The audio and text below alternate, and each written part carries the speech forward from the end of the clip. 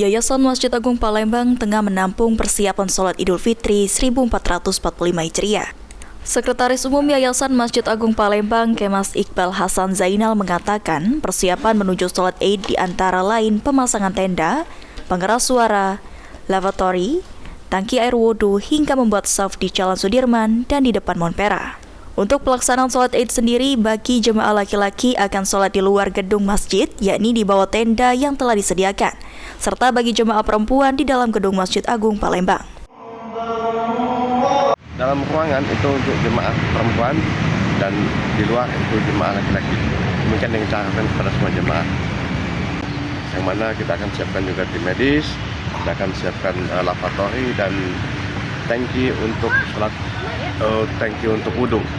Nah, ini kita di backup juga oleh pemerintah Kota Palembang. Dan pelaksanaannya itu kita akan mulai sebelum jam 7 insya Allah. Jadi paling lambat jam 7 itu sudah kita laksanakan pelaksanaan. Sehingga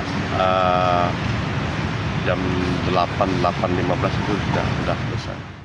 Sholat Id 1 Syawal 1445 Hijriah di Masjid Agung Palembang dimulai pukul 7 waktu Indonesia Barat, kemudian akan dipimpin Imam Ustadz Tarmizi Muaimin Al-Hafiz dan Khotib Ustadz Arafa Ramli. Diperkirakan yang akan hadir mengikuti sholat Id berjumlah lebih dari 20.000 jemaah. Hafidz Zainul, PAL TV.